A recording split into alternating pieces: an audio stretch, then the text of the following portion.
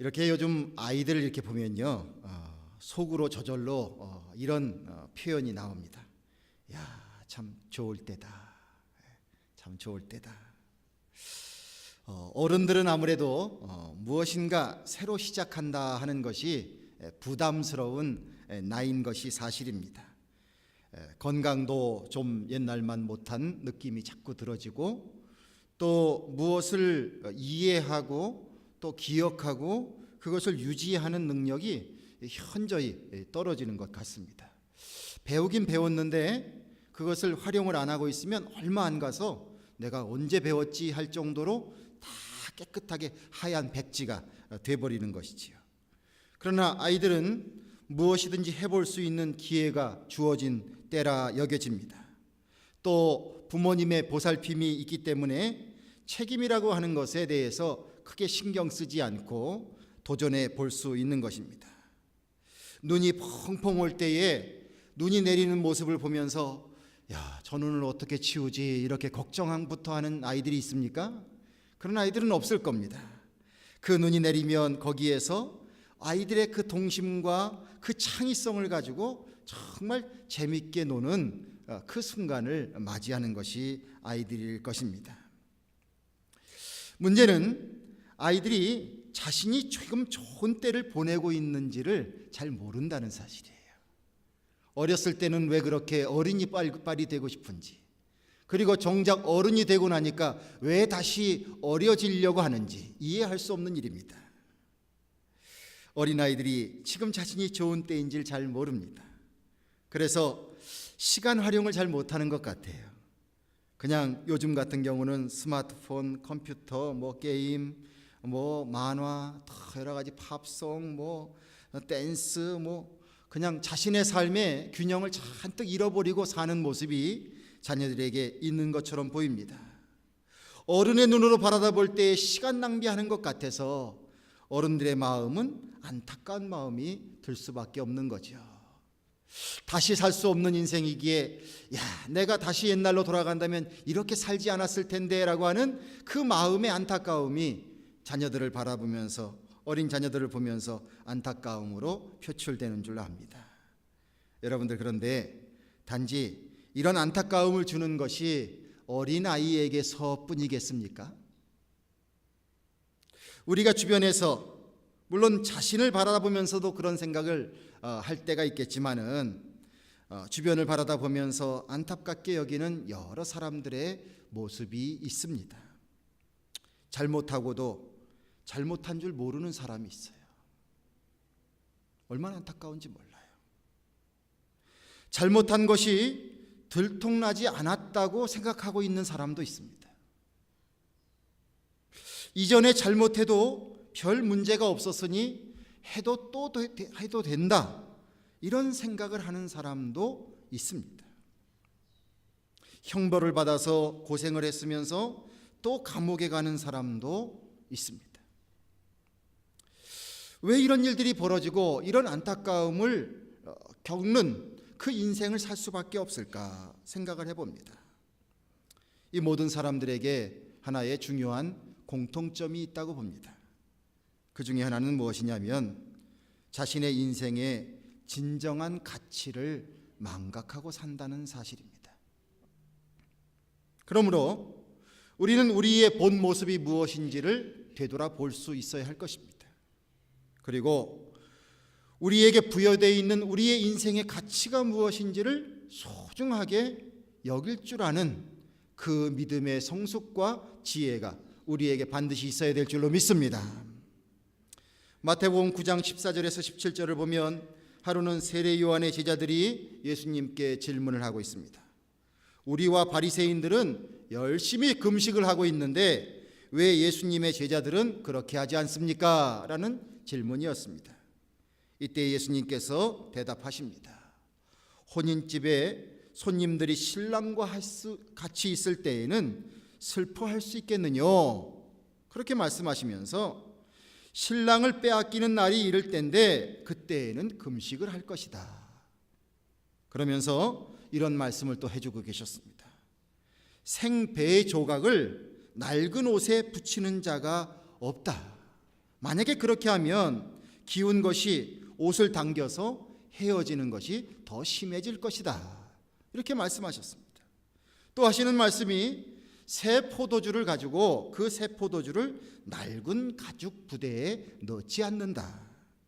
왜냐하면 그렇게 한다면 부대가 곧 터져버려서 포도주가 다 쏟아져 버려 포도주도 버리게 되고 그 부대도 더 이상 쓸 수 없게 되기 때문이다. 그러기에 새 포도주는 새 부대에 넣어야 둘 다 보존이 된다라고 말씀해 주셨습니다. 이 말씀의 깊은 뜻을 생각해 볼 때에 우리는 이런 교훈을 얻게 됩니다. 우리가 어떤 경건 생활을 하는 것이 우리 그리스도인들에게는 반드시 필요할 것입니다. 그러나 이것이 형식적으로 하는 것은 별 의미가 없습니다. 정말 금식해야 될 때가 되면 진정한 금식을 하게 되는 것이지요. 더더군다나 자랑을 위해서 금식을 한다? 그건 말이 안 되는 얘기입니다. 우리가 금식을 해야만 하는 그러한 당연한 심령에 성령께서 일러주시는 그 심령의 외침을 따라서 우리가 하게 되면 그것이 진정한 것이 되는 것이지요. 그러기에 난 며칠 할 거야 이런 작정 자체도 어떻게 따지면 오만이 될 수도 있다는 것입니다. 주님께서 이런 것을 가르쳐 주시면서 비유 속에서 말씀하신 생배 조각은 낡은 천에 붙이지 않는다. 새 포도주는 낡은 가죽 부대에 넣지 않는다. 이 말씀이 우리에게 시사해 주는 바가 너무나 큰 것이라는 것을 깨닫게 됩니다. 여러분들, 우리는 누구입니까? 여러분들은 여러분들 자신을 누구라고 생각하며 지금 살아오고 계십니까?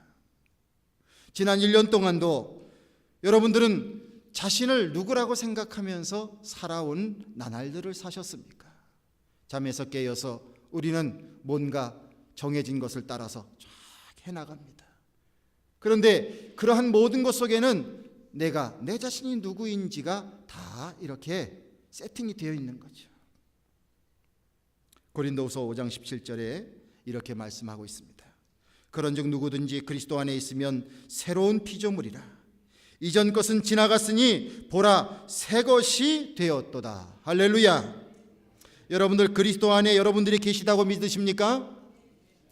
그것을 믿는 신앙이 있으시다면 주님께서 말씀해 주신 대로 우리는 새로운 피조물입니다. 한번 따라하십시다. 나는 새로운 인간입니다. 새로운 피조물입니다. 할렐루야. 믿음 안에서 고백되어야 할 우리 자신이 누군가라는 것에 대한 대답은 바로 이렇게 나와야 합니다. 오늘 본 말씀 10절에도 새 사람을 입었으니 이는 자기를 창조하신 자의 형상을 쫓아 지식에까지 새롭게 하심을 받는 자니라고 말씀하고 있습니다. 하나님께서 우리를 하나님의 형상을 따라 지어주셨습니다. 그런데 죄 가운데 왜곡되었습니다. 그러나 예수 그리스도의 공로를 통해서 구원의 은혜를 통해서 우리가 새 사람을 입게 되었습니다. 이 새 사람을 입게 되는데 심지어는 우리가 주님을 닮아가는 생각까지도 주님을 닮아서 새로운 피조물이 된다라고 말씀하고 있습니다. 여러분들, 하나님은 어떤 분이십니까? 하나님은 사랑의 하나님이시요 정의의 하나님이십니다. 사랑의 근원 되시는 분도 하나님이시고 정의의 근원이 되시는 분도 하나님이십니다. 그러므로 주님 닮은 새로운 형상을 입은 새 사람이 된다고 하는 것은 바로 주님 닮는 이 모습 속에서 변화되는 것을 의미하는 것이죠. 과거에 미움과 불의의 더러운 옷을 입었었다면 이제 그것을 벗어 던져야 합니다. 그리고 새로운 사람다운 하나님의 속성을 닮은 진정한 사랑과 정의의 새 옷을 입고 살아야 할 것입니다. 우리의 생각과 행동이 그런 변화를 통해서 새 옷을 입는 것과 같은 사람이 되어야 한다라고 말씀하고 있는 것입니다. 지난 주간에 저희 집이 이사를 했습니다.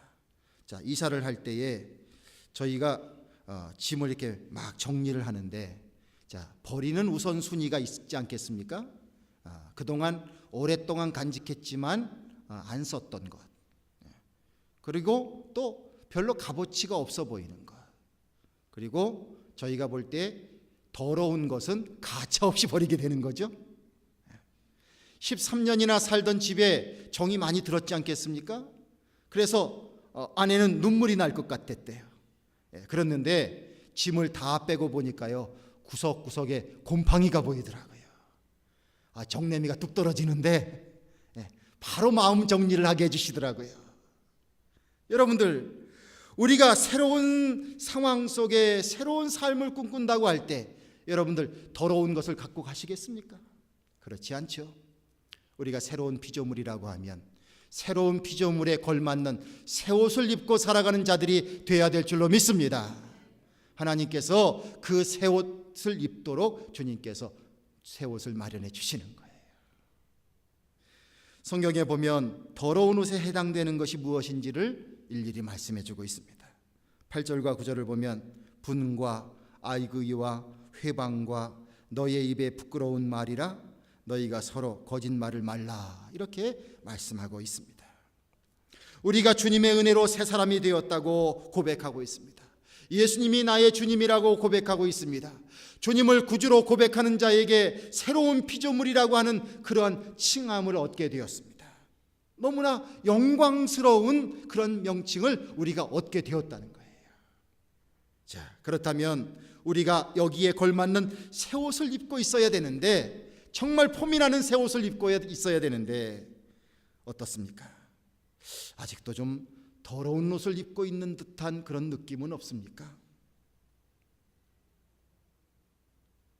혹시 내 마음을 살펴보아야 될 그런 이유가 있다고 생각이 듭니다.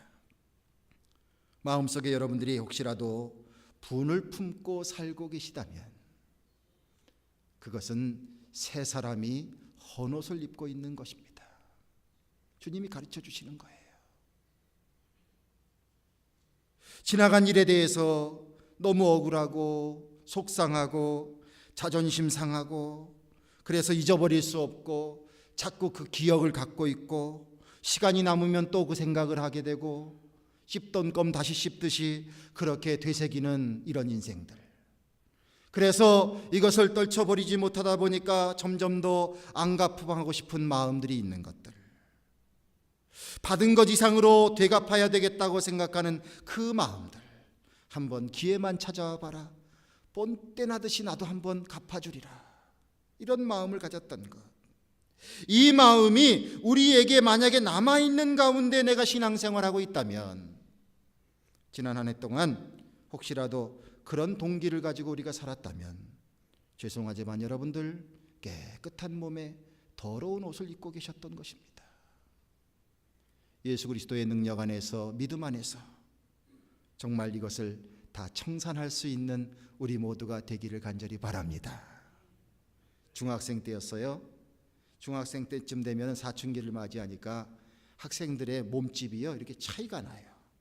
좀 발육이 늦은 아이는 아직도 좀 작고 또 발육이 빠른 아이는 좀 이렇게 커지고, 제가 초등학교 때는 컸는데 중학교 한 3학년쯤 되니까 저보다 더 큰 아이들이 많아지더라고요.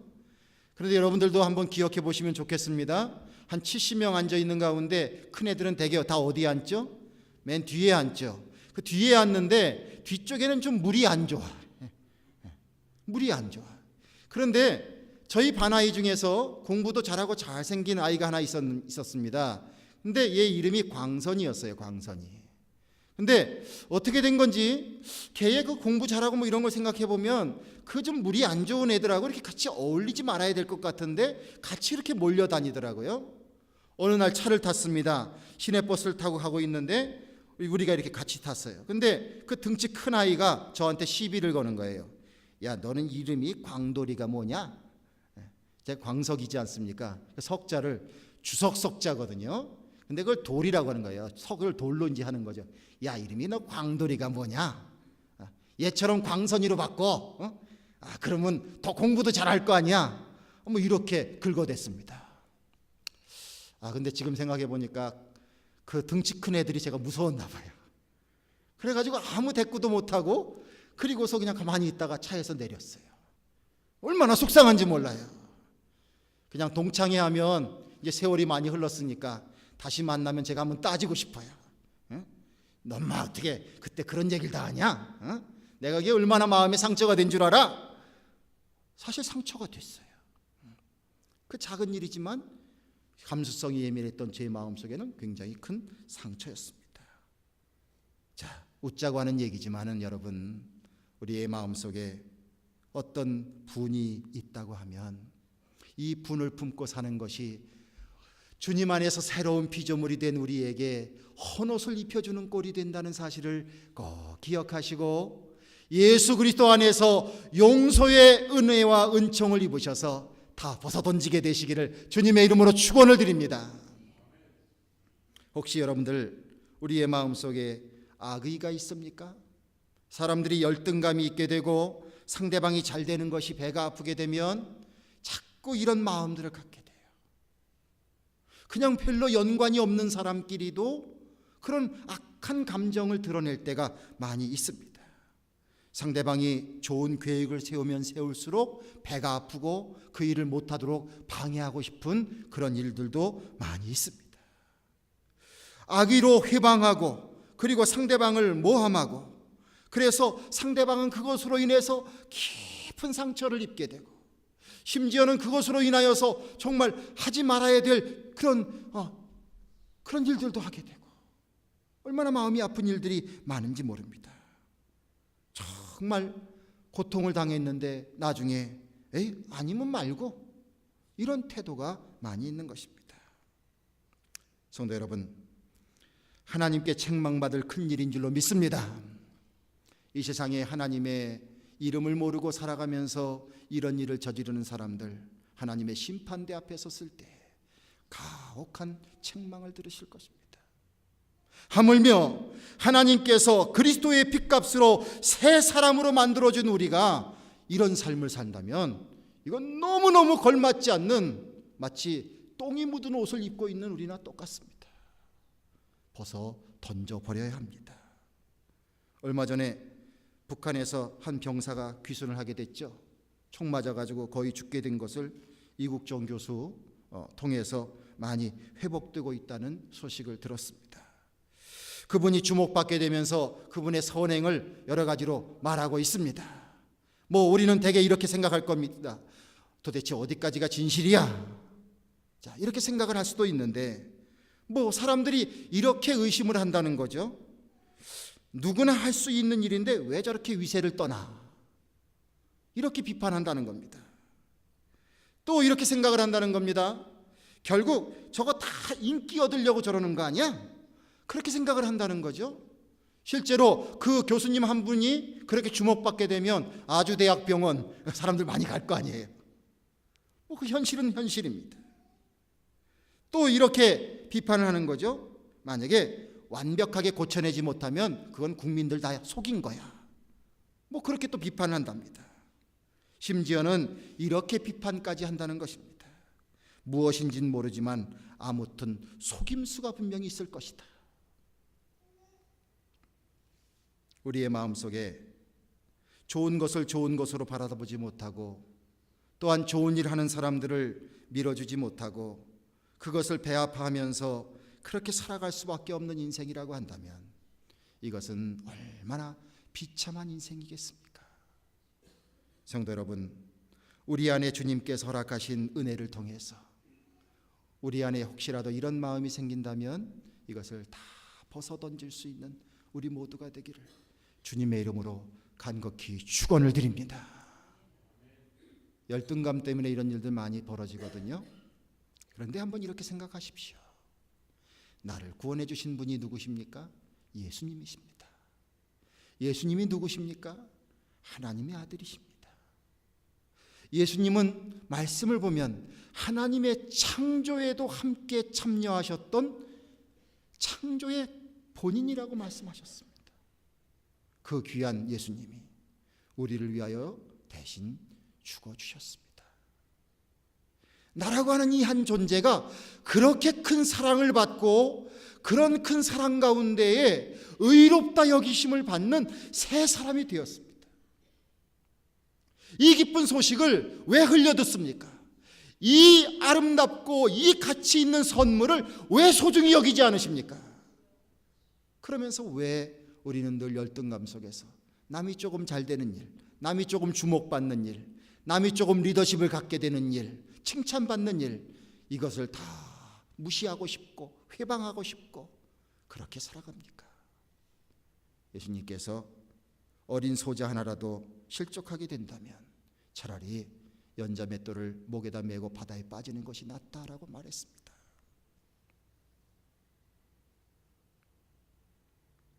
주님의 은혜로 구원받은 사람이 다른 사람 실족시키면 안 되죠.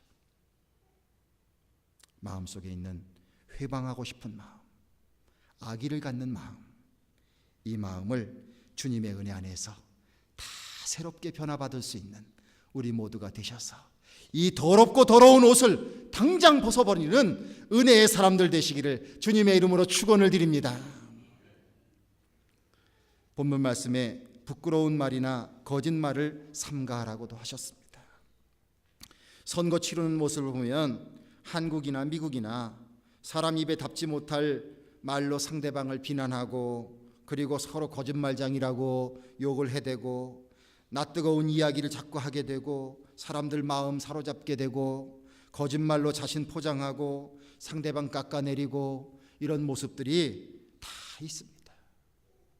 악한 세상 속에 세상의 물결을 따라 들어오는 그런 세상의 문화입니다.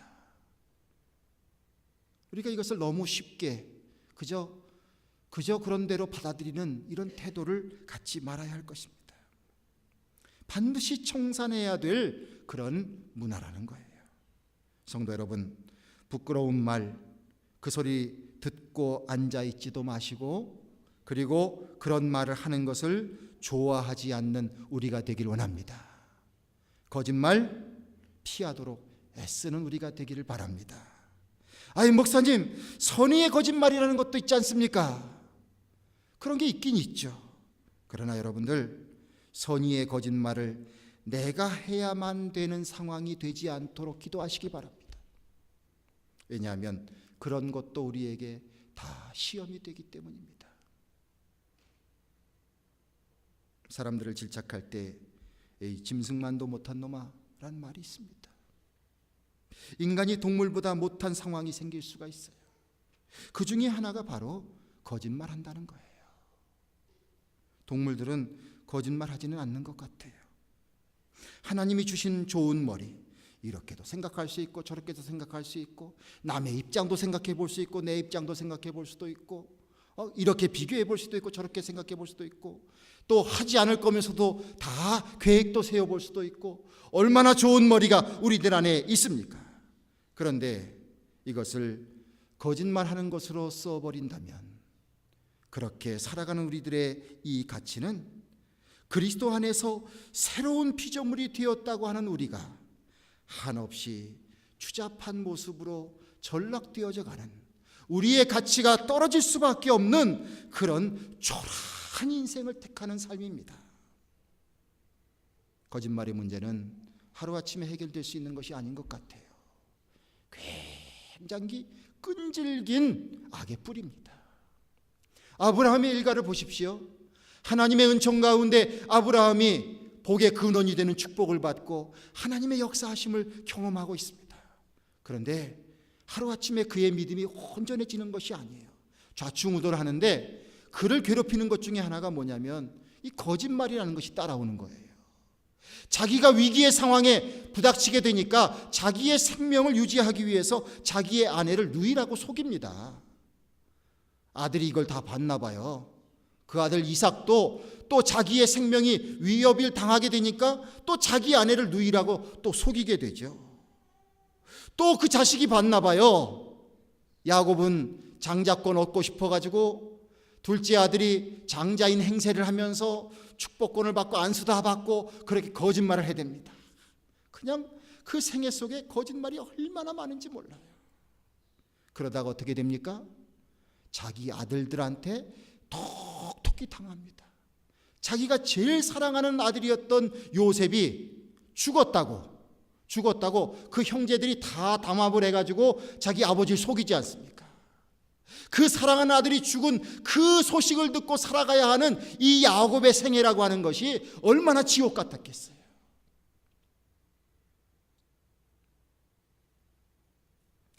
그 가족의 스토리를 볼 때 결국은 요셉에게 갔을 때야 비로소 그 거짓말의 그 굴레가 벗어지기 시작하는 것을 보게 됩니다. 왜 거짓말을 할까 생각해 보면 솔직히 아직도 하나님을 중심으로 살지 못하기 때문입니다. 솔직히 인생의 주인이 하나님이 아니라 내 자신이라고 여기기 때문입니다. 그래서 내가 내 자신의 주인이니까 내 힘으로 살아봐야 되잖아요. 살아보다 보니까 이게 힘에 겨운 거예요. 힘에 부치는 거예요. 힘에 부치게 되니까 거짓말을 하게 되는 거예요. 거짓말하게 되면 일단 편해지고 공격 피할 수 있고 손해보지 않을 수 있고 이것이 우리들에게 바로바로 마치 꿀처럼 자꾸 다가오거든요.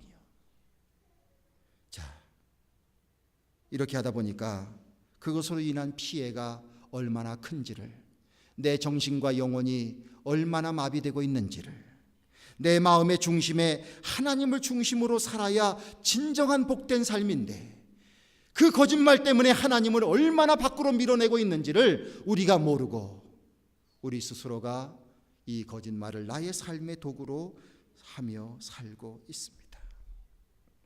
남을 속이면서 살아야 된다고 하는 인생이 얼마나 불행한 인생인 줄 아십니까? 남을 잘 속이며 사는 사람은요, 이런 생각을 합니다. 어떤 상황이 되면 저 사람도 속이는 걸 거야, 그렇게 생각을 해요. 자기가 그렇게 살고 있기 때문에 저 사람도 그럴 거야, 그거 다 뒤에는 뭐가 있어. 어떤 이야기를 진실로 받아들이지 못하는 이 안타까운 마음, 이것이 이미 그 마음이 벌써 지옥 아니겠습니까? 한국에는 자전거 타는 것을 좋아하는 동호인들이 600만 명이 넘었다고 그래요.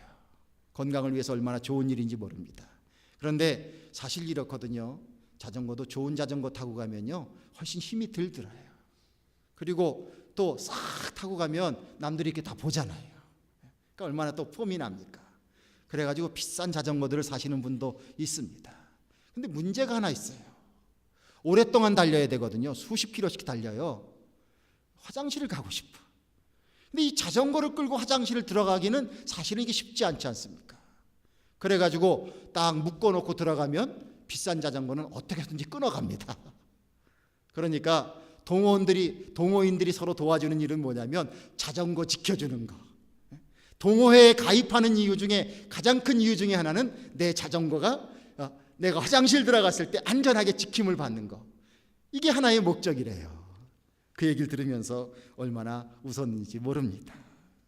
여러분들, 이런 공포심 속에 살아갈 수밖에 없는 인생을 사는 인생이라면 이것이 얼마나 참 힘듭니까? 우리 모두는 새로운 피조물, 새로운 사람이 되었습니다. 주님께서 허락하시는 새 피조물로서 새 옷을 입고 살라고 하는 주님의 말씀 속에서 여러분들, 주님의 은혜 안에서 우리 안에서 나쁜 말과 거짓된 말이 나오지 않도록 주님 앞에 더욱더 기도하면서 분발해 나가는 우리가 되기를 간절히 바랍니다. 대개 내 속에 무엇이 채워져 있느냐에 따라서 내 속 안에 채워진 것으로 인하여 밖으로 드러나게 되어 있습니다.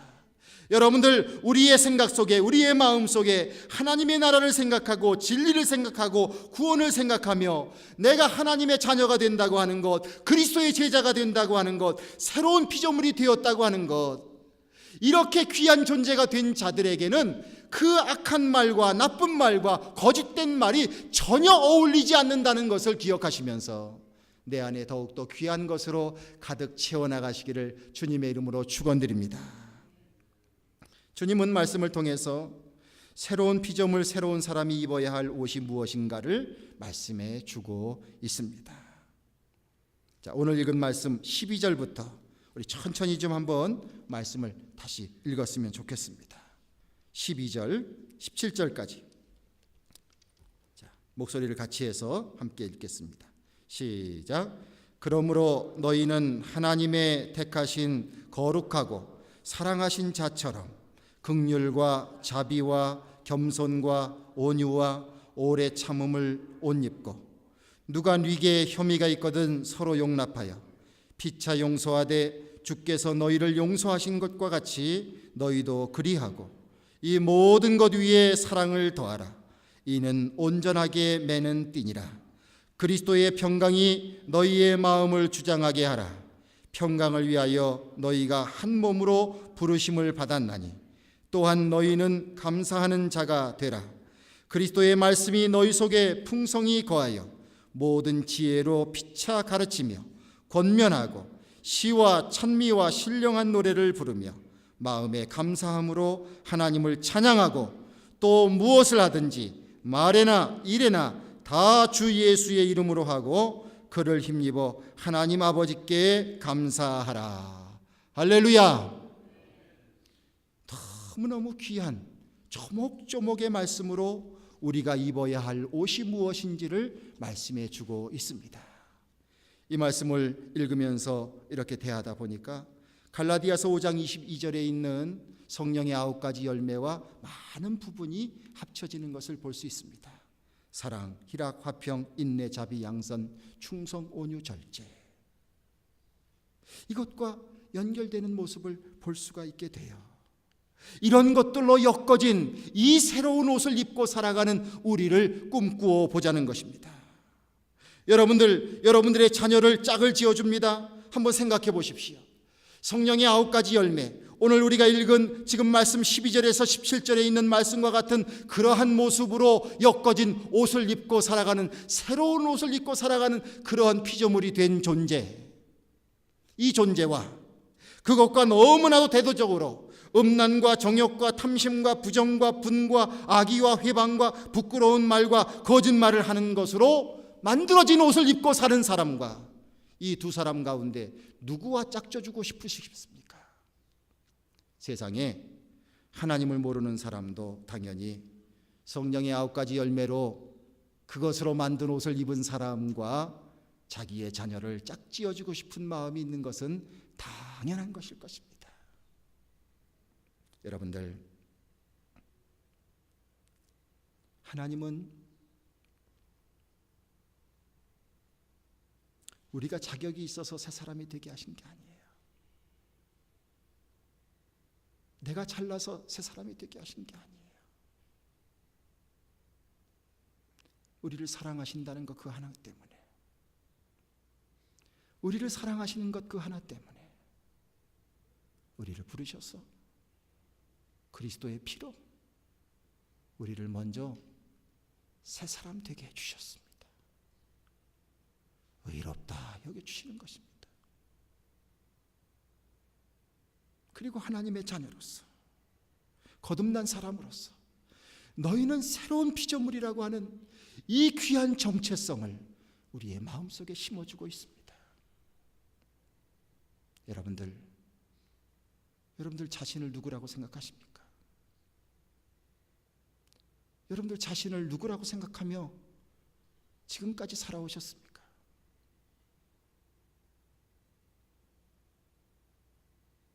내 이웃과 가족이 나에게 어떤 말을 던진다고 할지라도 나를 생명 주시고 나에게 구원의 은혜를 베푸신 하나님은 우리를 새로운 피조물이라고 말씀해 주십니다. 이 주님의 말씀을 마음속에 잘 새기시고 새 사람이 입어야 될 새 옷, 그 새 옷을 입고 주님의 은혜 안에서 더 열심히 살아갈 수 있는 우리들 되기를 바랍니다. 성령께서 도와주셔야 되죠. 성령께서 함께해 주셔야 되죠. 성령께서 내 안에 오셔서 나를 변화시키셔야 되죠. 내가 입은 이 더러운 옷은 너무나 질겨서 잘 벗어지질 않아요. 이것이 잘 벗어 던져지질 않아요. 내 힘으로 벗어 던질 수가 없어요. 그러기에 나를 신실하게 불러주시고 새 사람 만들어주시는 주님의 은총을 간구해야 합니다. 주님 감사합니다. 나 사랑해 주셔서 새 사람 되게 해주셨사오니 내게 걸쳐졌던 이 더러운 마저도 다 벗어 던져버리고 새 사람, 새 옷 입는 새로운 인생을 살아가는 우리가 될 수 있도록 주님 도와주세요. 주님 도와주세요. 이렇게 주님 붙잡고 나갈 수 있는 우리 모두가 되기를 주님의 이름으로 권면을 드립니다. 기도하겠습니다. 주여, 주님 안에서 새로운 사람으로 칭함을 얻게 되었사오니 그 새 사람에 걸맞는 새 옷 입는 저희들 되길 원합니다. 주님의 자녀다운 모습 되게 하시고 믿음의 용사다운 모습 되게 하여 주시고 주님의 충실한 제자 되는 저희들 되게 도와주시옵소서. 그동안 더러운 옷을 통하여서 나도 더럽히고 남도 더럽혔던 그 많은 더러운 옷들 다 벗어던지게 하여 주시고 주님의 은혜 안에서 새로운 일을 감당하는 새 사람, 새 옷 입은 새로운 믿음의 사람 될 수 있도록 주님 저희들 지켜주시고 은혜 베풀어 주시옵소서. 이제 다음 주부터 주님께서 우리에게 오신 것을 마음속으로 고대하는 대강절이 시작됩니다. 예수님이 무엇 때문에 하늘의 보좌를 버리시고 이 땅에 오셨습니까? 주여, 나 같은 죄 많고 흠 많고 냄새나고 더러운 옷을 입고 있는 이러한 우리들을 구원하시기 위해서 이 땅에 오신 것을 우리가 기억하면서 주님의 그 크신 은혜와 사랑에 다시 한번 내가 누군지를 깨닫게 되고 영원한 하나님 나라를 바라보며 구원의 말씀을 기억하며 믿음으로 새 사람 되며 또한 그 가운데 새 옷을 입는 놀라운 은혜의 시간들이 될 수 있도록 주님 함께하여 주시옵소서. 우리 주 예수 그리스도 이름을 받들어 간절히 기도드리옵나이다. 아멘.